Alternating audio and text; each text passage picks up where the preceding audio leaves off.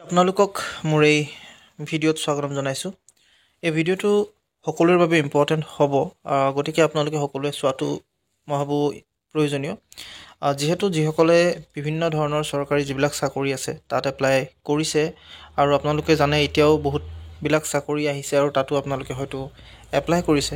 তেনে ক্ষেত্ৰত আপোনালোকৰ এই চাকৰিবিলাকত সাধাৰণতে এপ্লাই কৰাৰ লগে লগে আপোনালোকে যেতিয়া ADRE হওক বা বিভিন্ন যিবিলাক চাকৰি সাধাৰণতে আহিছে তাত যদি এপ্লাই কৰিছে, তেতিয়াহ'লে আপোনালোকৰ যি এক্সচেঞ্জ কাৰ্ড, সেই এক্সচেঞ্জ কাৰ্ডটো আপোনালোকৰ কাৰণে খুবেই দৰকাৰী।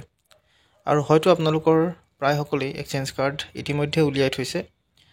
গতিকে তেনে ক্ষেত্ৰত যিসকলে এক্সচেঞ্জ কাৰ্ড উলিয়াই থৈছে তেওঁলোকৰ কাৰণেও ভিডিঅ'টো ইম্পৰ্টেণ্ট হ'ব, যিহেতু আপোনালোকক এই ভিডিঅ'টিত সেইসকলৰ কাৰণে যিসকলে এক্সচেঞ্জ কাৰ্ড ইতিমধ্যে উলিয়াই থৈছে। চ' তেওঁলোকে আপোনালোকৰ যিবিলাক এক্সচেঞ্জ কাৰ্ড আছিলে সেই এক্সচেঞ্জ কাৰ্ডবিলাক ৰেজিষ্ট্ৰেশ্যন আপোনালোকে কৰিছে নে নাই কৰা, বা আপোনালোকৰ যিসকলে 21-22 সময়ত যেতিয়া আপোনালোকৰ নতুনকৈ এক্সচেঞ্জ কাৰ্ডৰ যি অনলাইন মাধ্যম আহিছিল বা যেতিয়া ডিজিটেলাইজ হৈছিল, সেই সময়ত যদি আপোনালোকে এক্সচেঞ্জ কাৰ্ডটো এপ্লাই কৰিছিল, তেনে ক্ষেত্ৰত আপোনালোকৰ সেই এক্সচেঞ্জ কাৰ্ডবিলাকৰ যি ভেলিডিটি সেইটো 24লৈকে আছিল। গতিকে আপোনালোকৰ ভেলিডিটি হয়তো যাবগৈও পাৰে। চ' তেনে ক্ষেত্ৰত আপোনালোকে কেনেকৈ কি কৰিব, বা আপোনালোকৰ সেই এক্সচেঞ্জ কাৰ্ডটোত ৰেজিষ্ট্ৰেশ্যন বা আপোনালোকৰ ৰিনিউৱেলৰ যি সেই এপ্লাইবিলাক আপোনালোকে কেনেকৈ কৰিব সেইটো আপোনালোকে জানিবলৈ এই ভিডিঅ'টো চাওক। ইয়াত আপোনালোকক মই সেই কথাখিনি আপোনালোকৰ বাবে আগবঢ়াইছোঁ।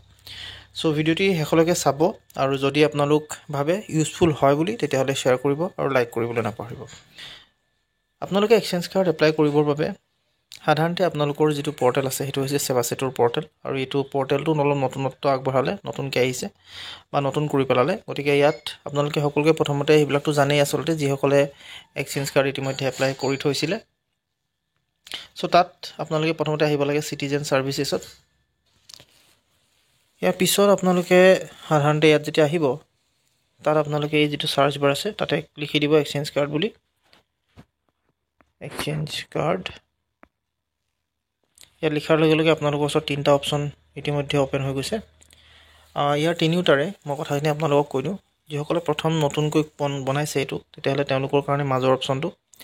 যিসকলে ৰেজিষ্ট্ৰেশ্যন ইতিমধ্যে কৰি থৈছিলে, তেওঁলোকে যিহেতু গভৰ্ণমেণ্টে অলৰেডি আকৌ ৰেজিষ্ট্ৰেশ্যনৰ কাৰণে অপশ্যন এটা দিছিল, চ' তেওঁলোকৰ কাৰণে। যিসকলে ইতিমধ্যে উলিয়াই থৈছে, যাৰ ৰিনিউৱেল হোৱা নাই কিন্তু তেওঁলোকে ৰেজিষ্ট্ৰেশ্যন কৰিব লাগে, চ' তেওঁলোকে ৰেজিষ্ট্ৰেশ্যন ওপৰত কৰিব। আৰু যিসকলৰ ইতিমধ্যে ভেলিডিটি শেষ হৈছে তেওঁলোকে তলৰ যিটো 3 নম্বৰ অপশ্যন আছে সেইটো কৰিব।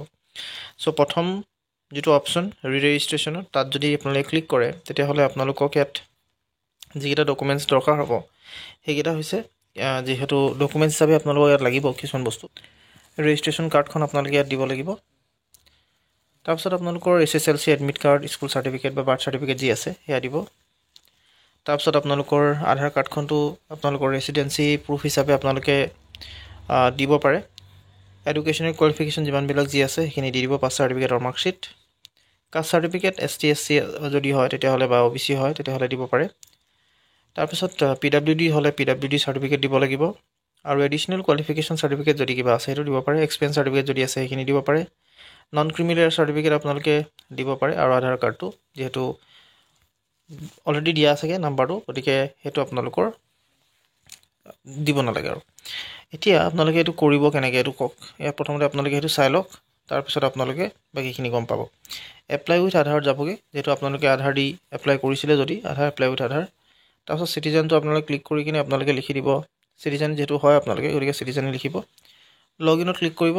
ক্লিক কৰাৰ লগে লগে আপোনালোকে ইয়াত লগ ইন কৰি ল'ব আপোনালোকৰ একাউণ্টটো দি কিনে। মই কৰি লৈছোঁ, তাৰপিছত আপোনালোকৰ পিছৰ ষ্টেপকেইটাও দেখুৱাবলৈ চেষ্টা কৰিম। তাৰপিছত আহিব আপোনালোকৰ কিছুমান ইনষ্ট্ৰাকশ্যন, সেইখিনি আপোনালোকে ফিল আপ কৰিব। আৰু আধাৰ কনচেণ্টটো হিচাপে আপোনালোকে ইয়াত এই বক্সটোত ক্লিক কৰিব, আধাৰ নম্বৰটো ইয়াত দিব, আৰু ফুল নেম ইন আধাৰ দি দিব, ভেৰিফাই আধাৰ কৰি ল'ব।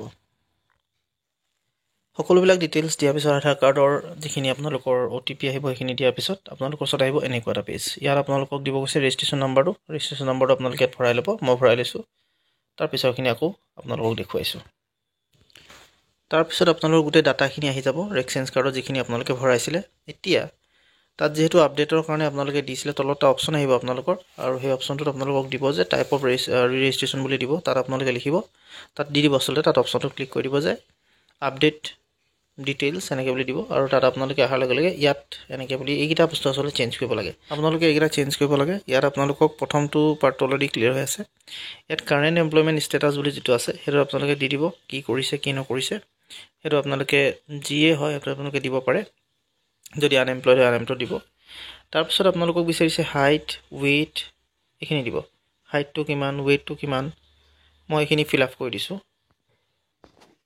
এইখিনি হৈ যোৱাৰ পিছত আপোনালোকৰ ওচৰত আহি যাব এড্ৰেছ ছিলেকশ্যনত আপোনালোকৰ যেহেতু ডিটেইলছখিনি থাকেই গতিকে ছেভ এণ্ড নেক্সট কৰি দিব ইয়াতো ছেভ এণ্ড নেক্সট কৰাৰ পিছত আপোনালোকৰ ওচৰত আহি যাব নেক্সট যিখিনি আপোনালোকৰ এড্ৰেছ ইয়াত কৈছে ভেৰিফাইডটো মোৰ ইমেইলটো ভেৰিফাইড নাই হোৱা বুলি কৈছে সেইটো কাৰণে ইমেইলটো আচলতে ভেৰিফাই কৰাৰ পাছতহে আপোনালোকৰ বাকীখিনি হ'ব সেইটো কাৰণে ইয়াত আপোনালোকে দেখিছে ইয়াত এৰৰটো দিছে the address field is required মানে আপোনালোকৰ লোকেলিটি ষ্ট্ৰীট এটচেট্ৰা সেইটো লাগিব সেইটো আপোনালোকে দিলেহে পিছলৈ যাব সেইটো মই দি লৈছোঁ তাৰপিছত আপোনালোকক আকৌ পিছৰখিনি দেখাই তাৰপিছত সেইটো হোৱাৰ পিছত আপোনালোকক ইয়াত হায়েষ্ট এডুকেশ্যন লেভেল বিচাৰিছে চ' ইয়াত আপোনালোকে যি হয় সেইটো দিব সেইটো দিয়াৰ লগে লগে আপোনালোকক ইয়াত কৈছে কি পাছ কৰিছে কি নাই কৰা সেইখিনি ডিটেইলছ যিহেতু 10 পাছ প্ৰথমতে 10 পাছৰ দিব ক'ৰ পৰা কৰিছে সেইটো দিব তাৰপিছত আপোনালোকে ইয়াত বিচাৰিছে আপ টু 6